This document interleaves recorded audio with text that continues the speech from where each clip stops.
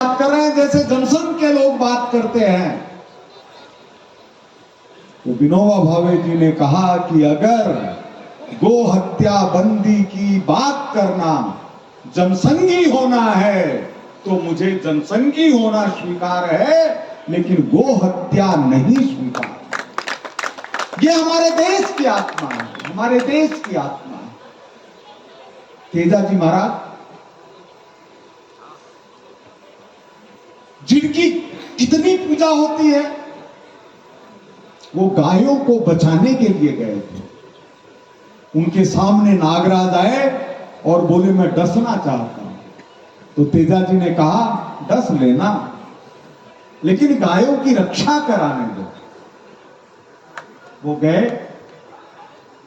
गायों की रक्षा करने में उनका सारा शरीर रक्तपात पूर्ण घायल हो गया।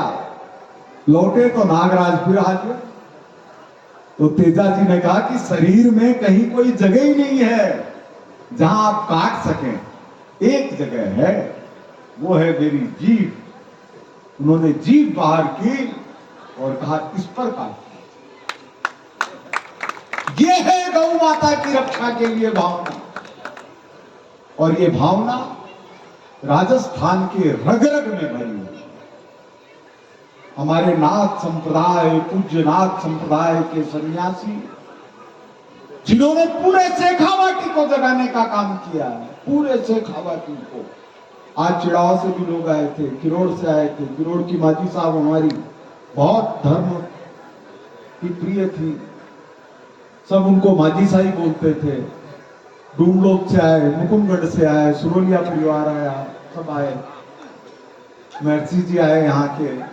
तो ये हमारे यहाँ की खासियत है कि शेखावाटी की धरती विश्व की सबसे मजबूत धरती है। इससे मजबूत धरती विश्व में नहीं है। महिलाओं को अगर आत्मनिर्भर करने का काम किसी जगह पर हुआ है तो वो शेखावाटी का। राजस्थान के अंदर सबसे पहले महिला शिक्षा के अंदर 1 नंबर स्थान था तो झुंझुनू जिले का था। उसके बाद अजमेर का नंबर आता था। तो मेरा आपसे इस क्षेत्र के नागरिक होने के कारण सारा परिवार, रिश्तेदार सब झुंझुनू जिले के हैं। एक प्रार्थना है, एक चीज तय कर लीजिए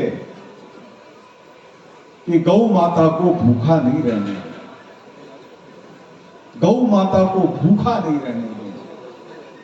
मैंने ऐसी मातृवत महिलाओं को 1 महीने पहले तक देखा है, निगम के लोग गायों को ले गए। वो जाकर के बैठ गई कि जब तक गायों को नहीं छोड़ेंगे तब तक हम यहां से उठ के नहीं जाएंगे। वो गायों को लेके आई रात को 11 बजे। तो यह जो भावना है, गाय बचेगी तभी देश बचेगा। और यह इच्छा शक्ति का विषय है।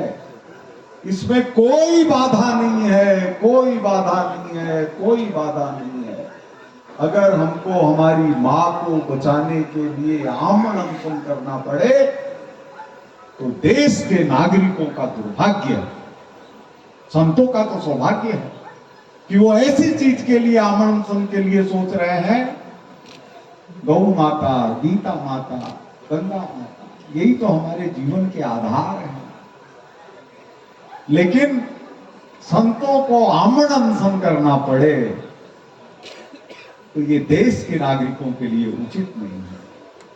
करपात्री जी के एक श्राप ने जो गौ हत्या को लेकर हो रहे आंदोलन पर संतों की नृशंस हत्या के कारण था। आज तक एक वंश को राजनीति में आगे बढ़ने में दिक्कत आई। तो गौ माता किसी के भी स्वर्ग के द्वार खुलते ही नहीं जब तक वैतरणी पार करने के लिए गौ माता की पूंछ का सहारा नहीं ले ले। तो यह जो संसार है इससे मुक्ति गौ माता के चरण, भारत माता के शरण, और संजोग से हमको ऐसा नेतृत्व मिला हुआ है जो किसी भी देश में सदियों में पैदा होगा, सदियों में। भारत पाकिस्तान का युद्ध हुआ 1971 में, हम लोगों ने ये नहीं देखा कौन सी पार्टी है, कौन प्रधानमंत्री है, कौन क्या है। अड़ावता में शीश राम जी ओला इंदिरा जी को और मानेक शाह को लेकर के आए। हम छोटे छोटे बच्चे थे, हम लोग भारत माता के नारे लगाते हुए बस में बैठकर चिड़ावा से अड़ावता पहुंचे। वही आज मोदी जी का व्यक्तित्व इस तरह का है कि दुनिया का कोई नेता उनके आसपास भी नहीं था, आसपास भी नहीं था। चाहे ट्रंप की धमकी हो, चाहे पुतिन की ताकत हो, चाहे जिनपिंग की घोषणाएं हो, मोदी जी के सामने इस समय कोई भी नहीं ठहरता, क्योंकि उनको भारत माता का आशीर्वाद है और आध्यात्मिक शक्तियों ने उनको माध्यम बनाया। 25 साल तक, 30 साल तक, 40 साल तक कोई अस्वस्थ नहीं हो, ये बिना आध्यात्मिक शक्तियों के प्रयोग के बिना नहीं हो सकता। पंडित श्री राम जी शर्मा आचार्य जो गायत्री परिवार के प्रमुख थे, वो यही कहते थे कि आध्यात्मिक शक्तियां ही देश चलाए। हमारे परम पूजनीय डॉक्टर हेडगेवार जी, उन्होंने क्या सोचा कि हिंदू एक हो जाएंगे तो भारत कभी कमजोर नहीं हो सकता। और हिंदू एक कैसे होंगे? गौ